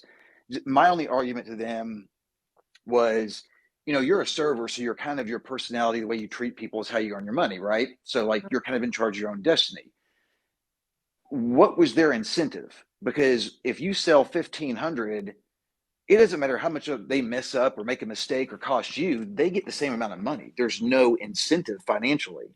Right. And so the only negative thing I'll say about my location is I was a former district manager for Sprint back when they were alive. So I'd been kind of a step above my boss. And I just told her, if you hear me say on a headset 7 times in a night, I'm at a 9-minute salad, you all are going to have to handle that through just like performance evaluations. Otherwise, they're not going to change. And that was the one thing that never happened and why I eventually left, because I didn't need the money anymore. I was going into the finance world. I was going to stick it out with them another month or so. And I just said, forget it. It wasn't worth it. Oh, But sorry if people in the comments are kind of lost. So for the guys that don't know me, from my original content was about Chili's, and I was exposing all of their abuse and exploitation, and that's what he's talking about. He worked there, and so we're talking about what was going on with the new renter system that they rolled out. So like nobody knew where the money was going. Like it literally was. I don't know what the point for the system was, because when I transferred from Florida to California, like in Florida we didn't have it, but California had already rolled it out forever ago. And yeah, and then I was just like so blown away by how high the tip out average was at 5.5%. And I was like, well, they get hourly, so I guess that's okay. But like the taxes are so high here that you don't even see the hourly anyway. So it's kind of the same thing. I don't know what state you're in. I'm in Oklahoma. So oddly enough, the other girl you had on your show the other night, it's been a recent person. I commented on one of her videos. I didn't realize she was in Tulsa. I'm Oh, Oklahoma really? City. We're only like 90 miles apart. Yeah. So she's But the one that actually contacted a lawyer and is looking to do the class action I lawsuit. saw So that. yeah, so I have to make a video about it. But if you or anyone like has any info, I mean, yeah, if you want to talk to the lawyer as well, like just to help the case, because you have more insider info essentially, or lack thereof, because of your training, maybe you can help us out, get more help a little Yeah. bit. So I can tell you, just being honest, I never got negative. Now I would have like a negative table, let's say an $80 tab. And this did happen. The runner brought the wrong food. It took forever to get back out. So they left $4. Well, 5% of 80 was all $4. So like I Right. made zero on that. You know what I mean? Like I came out with nothing, but it wasn't my fault. Like I had nothing to do with that interaction. Right. Um, do you go out and eat a lot? Yes. Okay, so Cheddar's has moved to this. Texas Roadhouse has moved to this. Do you think that's going to hinder some of the progress on that? Like I'd be helping for you all, not for me, because I don't need the money. But Cheddar's do and you think Texas the Roadhouse moved out to the runner system? at least they have in Oklahoma? Absolutely. Oh, I did not know that.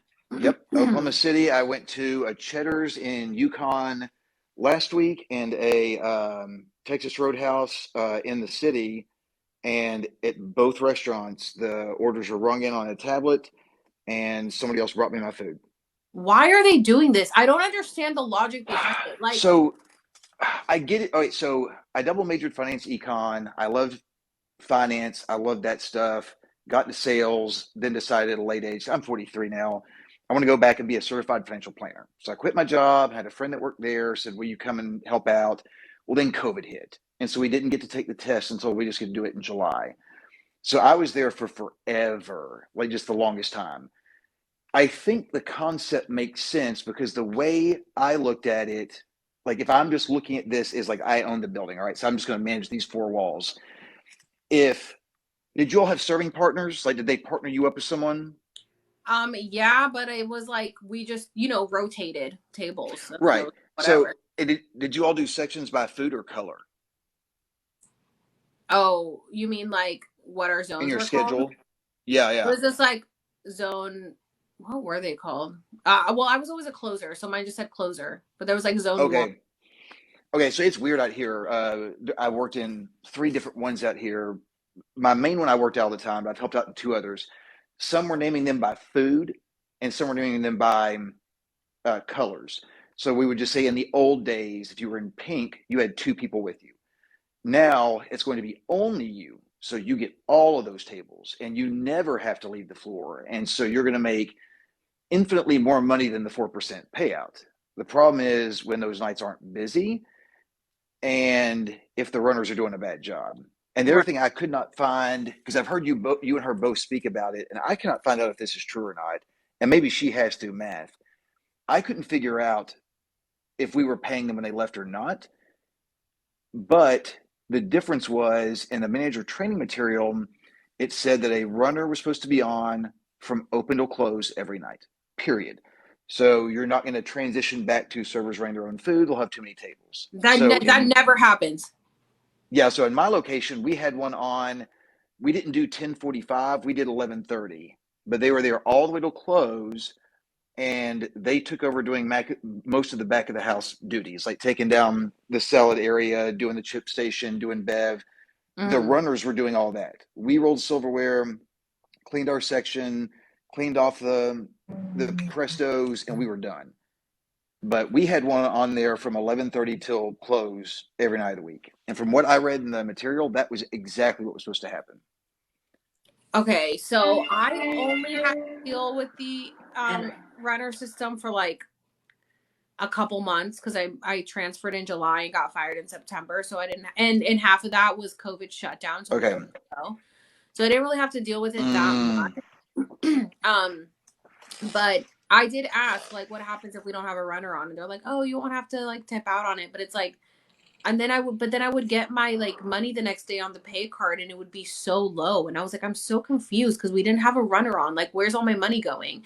So your section should have doubled. Like it should have been, because that was my argument. They asked us if we had any questions. I said, my question is going to be, do you have the ability to cut my runner when I no longer have a serving partner? And that's when they decided, since I was our trainer at our location, had me go through the manager side of it. And they were supposed to be on all the time.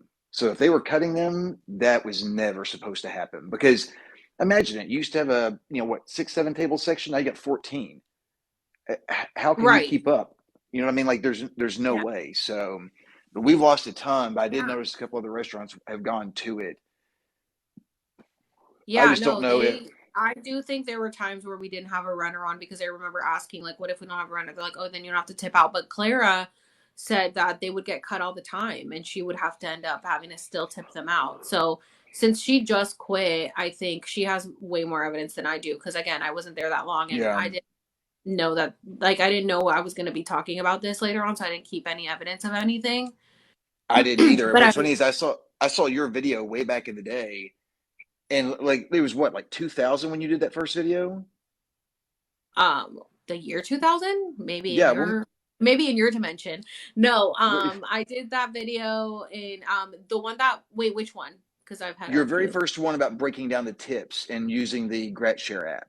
And that was in June of 2021. Okay, so a bunch of our people at our location shared that around, but we were looking at it going, well, I don't know what in the world she's, because like we didn't know that TSC was even in trial, so we had no freaking clue. Oh, so I got attacked. I got attacked on Facebook. I got attacked on here. Everyone's like, you don't know what the fuck you're talking about. My Chili's doesn't do that. My Chili's would never do that. And I was like, if they do it to me, they'll do it to you. Give it a few months, and guess what? So we got a guy that worked your entire trial. Okay, so we have a guy that worked in California through the duration of the trial, transferred here because his girlfriend lives here. And so he got to be there through like that entire thing. So he knew it was coming. So he just said, if I had transferred earlier, I could explain to you all why that girl's thing looked the way it did. But the way it was told to us is bigger section, you never leave the floor, more money. and then it just, I don't know. Imagine your locations in the worst servers and telling them to run food and do it well. Like, you're going to Right. negatively impact my money. I mean, Yeah. it's what it is. So I saw her video and I saw you on tonight before I went to bed. Thought I'd get in touch with you so we, you can add me and that way we can like even DM back and forth and stuff like that. But yeah, it was about 3.5 years. Most of it is a key, and then the rest serving and bartending. Yeah. I just, Yeah, definitely. Because I need to get more. I need to try to find who sent me those screenshots. I mean, it was like a year ago. yeah. And I have so many messages from people about different things I don't remember. So I have to make a video asking if anybody has any of the evidence because I'm going to ask we some people here. I don't want them to get hosed. Like, the one thing I'm worried about with gathering the evidence, I don't know, maybe we need to ask her with the attorney on this. What I'm worried about is them saying, okay, you're taking proprietary company information about our pay practices and you're gathering it up as a group when you're no longer employed, which means you're coercing people who do work there to get it. I'm just kind of like, you know what I mean? Like, I don't want to get anybody burned that I know and like. So maybe that's well, something it's she could not. ask the attorney. Yeah, I mean, she could ask that, but she said that like technically it's legal because it's considered a tip pool, but it's not legal Right. if we're tipping out people who are not on the clock. Right. Yeah. Because then where is that money going? So we didn't have that one. The only oddity I heard of is one of the stores out here is, I'm talking massive. I'm talking $12,000-$13,000 dinners, and it's every night. They butchered this whole rollout, and so they would like 2 hours a night at the end have the food runners doing modules as a food runner. And so they called me and were like, "Hey," I'm like, we didn't do that. I don't know why y'all are. They should have them clock out and clock back in under training or meetings. But that's the only weirdness I heard on that because we had one, dude. We had one every day. We never didn't have one. So for you all to not have them is weird. Yeah, that and then they're saying they're getting taxed on it as well, even after tip out. So I asked, I haven't talked about that because I don't have any proof of that. So I was like, do you have proof of that? She's like, well, I had another coworker that was like doing it. And I've had people message me about their checkouts and like comparing their grat share to their checkout and be like, it's kind of what you said. Like, why am I tipping out on this amount, but like my checkout says this amount, but it Yeah. being higher. Like you said, it was the clock out one that it was less, but she said it was higher. Like she was showing me the So photos. look at her clock out one and see, because my clock out one was to the penny correct. The only nights it messed me up where I couldn't figure it out were bartending nights, because if you are the bartender, you don't tip out 1% to bar. Mm-hmm. So, then it was like, okay, I would have to have kept this checklist or my checkout, know how much I sold in alcohol because that's not getting run. I don't know. We got to the point where most of us agreed that generally the number on there, if you took 5% off, if you took 5% of the number off the clock out slip, not checkout, it worked out right. And when I noticed that, I did ask our GM, why is this number on clockout so different than what I legitimately sold? And I didn't get an answer on that. So I don't know why that number's lower anyway. I don't know if you noticed that when you were there, but those two numbers don't match up. They're doing some shady fucking shit. I don't know what they're doing, but they're fucking shit up. And fucking Wyman, the CEO, is lying to all the shareholders about literally everything. Like he's literally saying, like, I don't know if you've seen my videos talking about it, about the Yeah. shareholders meeting that he held in February. He like said that everybody's making more money. No, like maybe the sales are higher because they're taking more tables, but that doesn't mean they're making more money, especially when it's being automatically removed. Their tip out is automatically removed. Like, did you guys get your tips automatically removed or Mm-hmm. were you guys typing Yeah. it in? Yeah. So everything was automatic except for we had to claim, at least in Oklahoma, your cash, you had to claim 13.8%. So, if you made $10, you had to claim you got $1.30 in cash. Does that make sense? Yeah. Yeah. So originally when I read the training document, so I guess you all kind of got thrown into it, but when I read the training document, what he said, I think was their goal. Like, if you and I used to be serving partners and now we get our own section and we have people doing all of our food, drinks, and desserts for us, let's say your sales double, right? That's 100% gain. You give out 4%, way more money for you. I think in theory, that's what it In was. theory. In Yeah, theory. in But it's theory, like that's what it was. it's not logical to do unless the area that you're doing it in is a tourist area, is like near a sports arena or it's a college town that's going to always be busy. Why do this in a place like Oklahoma that's not going to be that busy, like in smaller locations? It's just So not feasible. we have small ones that aren't. So the one that I worked at did about 8 to 10 every night at dinner. Pre-TSC, I made roughly 250 to 350 a night was generally what I got, but I only worked lounge. Like I didn't work anywhere else, that and bar. So it made sense to me because I had 2 lounges at night, and I thought, okay, so we get rid of one of them, so no one gets the entire shift. But the thing on like when she was talking the other night on your live about like them cleaning mold and cleaning bev and all that stuff and not running the food, like we're not paying them for that, Right? and And it was on server wage. yeah, like illegal. Well, and my argument to my boss was she got not mad. She and I were close. I was a regular before I worked for her, so I know her, I know her family. And one night she was like, okay, that's not the 8th time you said you're on like a 7 or a 10-minute salad. And I was like, okay. When I got it myself, it was like 30 seconds. I guarantee you that's an unrealistic expectation now. But could we say that 7 to 10 is highly unacceptable now? Like, I get it. Old system. I could do it within a minute. Good to go. Understand that. Now it's not. Is 3 minutes okay? Like, at what point does it start affecting my money? Right. You don't get in the lounge if you can't do the job right. How drastically did your money change with the system? I made it depended on what I did. When I was bar, it was a little bit more painful only because I don't like to leave the bar. So I made all my fountain drinks at the bar, including any of our teas, because I could just have an uniced pitchers of teas at my bar, and I had to serve back there. I'd say on serving nights, I maybe made anywhere between, well, I'll put it to you this way, because I kept it in a spreadsheet. I used to average 20.5% in tips was my monthly average for months. After, what do we do, 3 months of TSE, I was down to 14. So if the dollar amount was higher, which may be what he's saying, that's true, I wasn't bringing home the same percentage of my sales that I did before I had those people doing stuff I was already doing on my own. Does that make sense? Yeah. Like the money went up, but not at the same rate. Like proportionally, right. I didn't make that much more. You were telling me I was going to double it.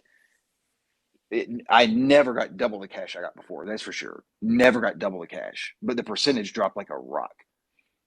Yeah, and that's what Clara was saying, that she ended up tipping out almost like $3,000 to food runners.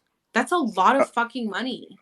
So I have a friend in mind because she is meticulous about this. Like I'm talking, goes home every night and in this little journal thing. Like if you can imagine a 20-year-old obsessed with being financially smart, she's a unicorn. They don't exist. So I can talk to her and get some of her data because she's been frustrated lately too, but her mom works at Roadhouse. Roadhouse just went to this. So she's like, I don't understand what these corporations are doing with the system. It makes no sense. Like, are they saying because they're cutting? It just doesn't make sense because it's like they're like, oh well, we'll cut servers on the floor. It's like, first of all, how much money are you really saving on labor by cutting servers? And then you're doing is migrating them to the kitchen and to the runners. So then you have like 1 or 2 runners and then like 3 servers on the floor. So you have 5 total paying at $2 an hour. Versus like 10 employees at $2 an hour. Like, do you really need to save that extra few bucks? Like, you're a fucking multi-million-dollar company. You guys like don't give a shit about literally anything. I think coming out of COVID, being in the finance world now, like I understand that the hits they took, and if you all were under the same problems we were coming out of COVID, where we couldn't get anybody to apply, we were so short-staffed all the time. This system allows you to run with less staff. The problem with it is if you do a dinner where you do 2 outside, 1 in the middle, and 1 in the lounge, and one of those call in sick, there went, 25% of your work staff for the night. Right. Like gone. And you have 1 food runner? No, we did 1 at lunch, and then we had what was called a swing that came in like at 3 and stayed till 8. And then we had one that came in at 5:30 and stayed till close. So we always had 1 or 2. Every day from 11:30 to close every day. Well, you guys definitely were at least scheduling how you're supposed to, whereas I don't think a lot of them were. Yeah, and if they weren't, like, I don't know, that because that was just my first concern was don't put me in a position where I can't keep up and I look bad. Because I ran about 94 attentive and about a 0.7 guap, I would say was my long-term average. I didn't want that messed up. Dude, I tanked to 69% on attentive after this started, and that's with me not leaving the floor. Yeah, Like exactly. that's, and I didn't change anything about the way I work except for the system you gave me. But like mathematically thinking about it, that's just not logical. Being I've been doing this for you now for like 19 months, and it's always been that number. Right. And I asked my GM, and she said it's brand wide. So brand wide, attentive, and guap shit the bed. They're fucking like running themselves into the ground with every decision that they make. The ghost Yeah, I don't. kitchens are a fucking scam. So on that topic, since I do investing, there are about 8 restaurants that now do a ghost kitchen. It's a huge deal. During the pandemic, Yeah, so famously, many Chuck E. restaurants. Cheese opened. Yeah, we got Chuck E. Cheese has a freaking ghost kitchen. Oh Our yeah. problem, our problem was it was fry. I don't know about you, but it took us longer to get food out of fry than anywhere else. It's Mm. just wings is only what fry. Yeah, So fry. it made that worse. I did get told by our district manager though they're looking at doing it's just sliders as well. And they have the Maggiano's ghost kitchen.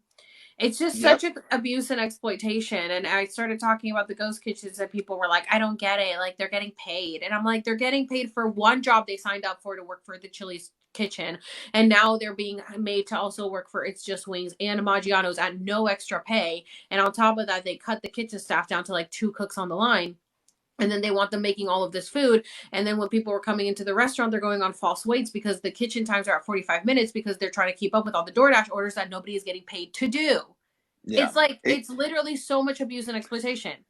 yeah, that really hosed over the to go people pretty bad. Like that was pretty awful. So yeah, It's I'll be glad to horrible. get add me. I'll be glad to give you any insight I can, any help I can, stuff I went through there. I even did runner one night because I told my boss, I'm like, I feel like with my numbers, I could do a good job.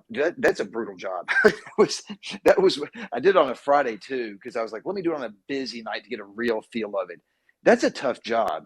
And I told Yeah. her, I said, servers you don't trust with 4 tables, I definitely don't trust doing this because I worked harder doing this as a server. Like this was way worse, and they were already bad servers. So like I don't know. Somehow that got missed, and those people got kept, and they were not good at it. It's making it worse. So Yeah.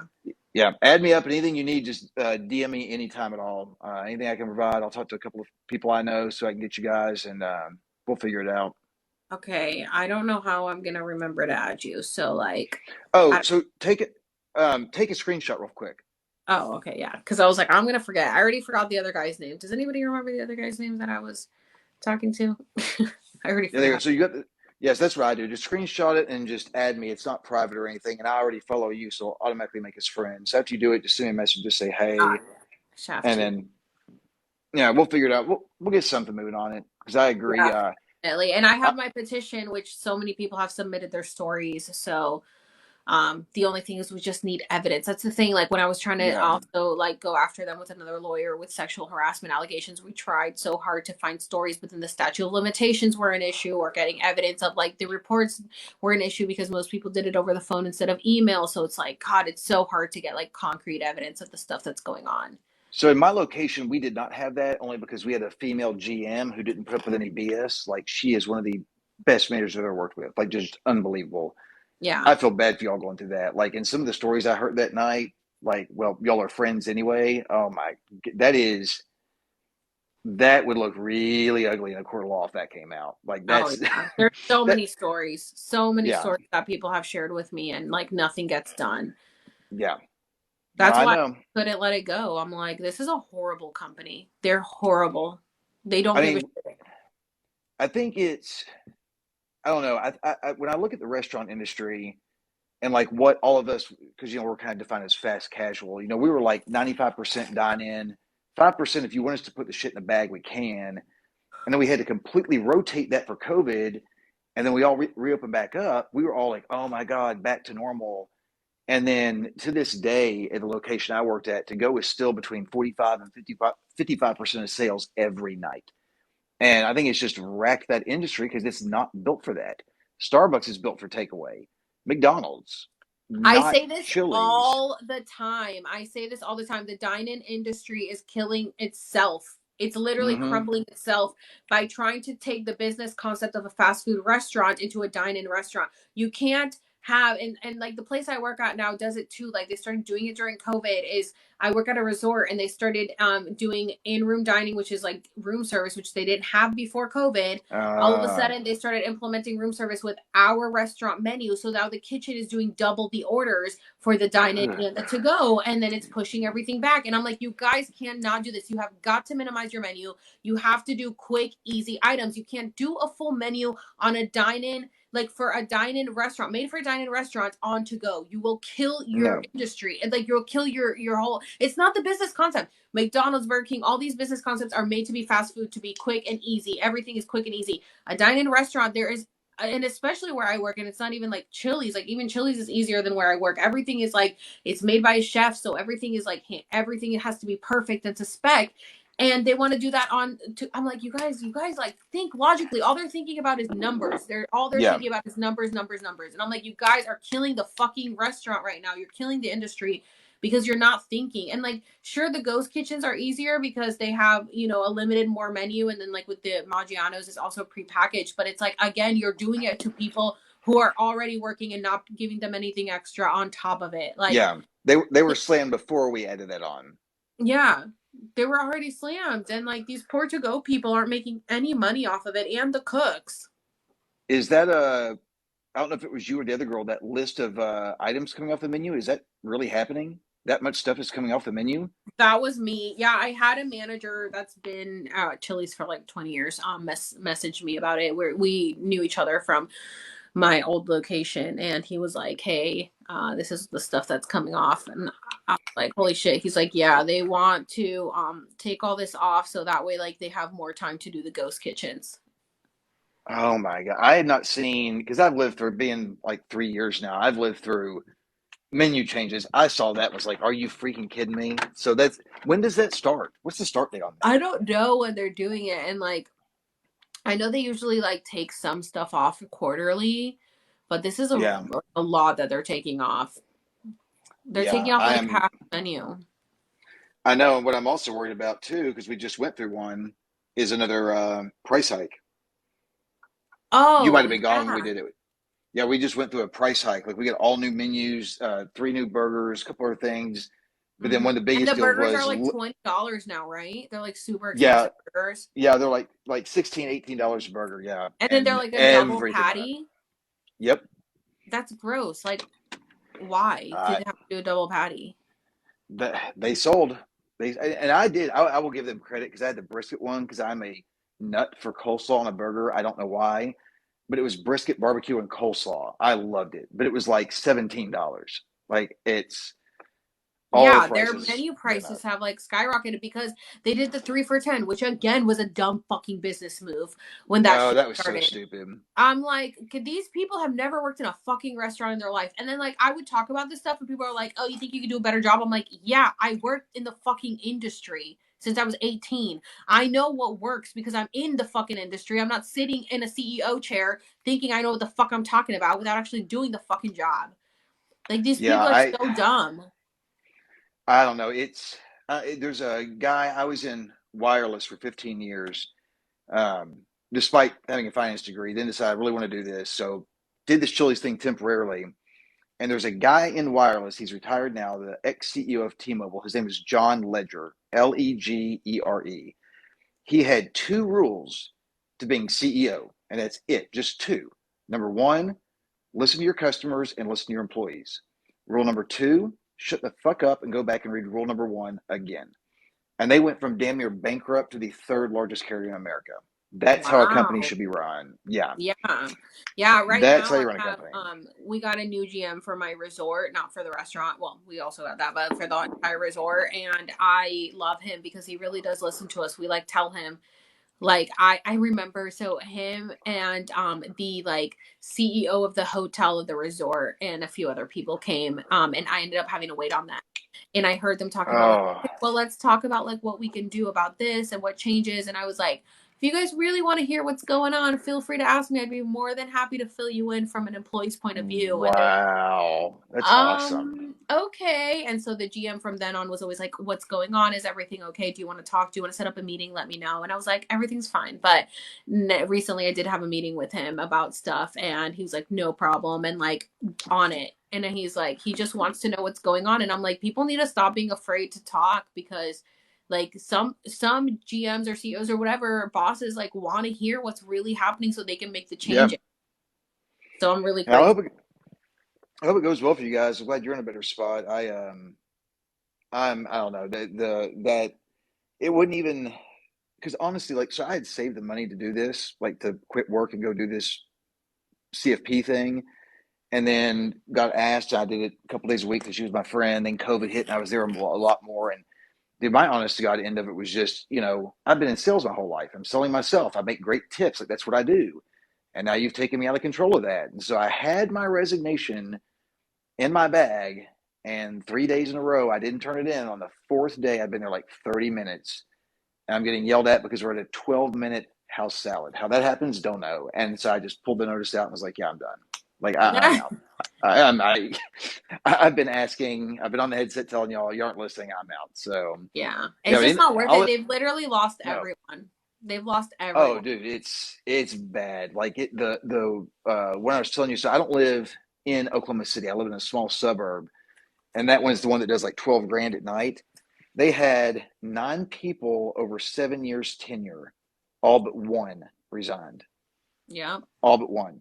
So, yeah, everybody has the same story. They have no managers. They have no employees. They're losing everyone. I'm like, yeah, they're running it to the ground, and I'm gonna watch it fall. Well, you'll get me added. I'll add to what I can. I'll try to talk to my friend tomorrow or Wednesday at the latest, and then I'll DM you on here. But if you need anything, ask me. If there's anything I can grab, ask me. Perfect. Thank you so much. Thank you so much for the info. I appreciate it. Yes, Sam. You're welcome. Have a good night. Have a good night.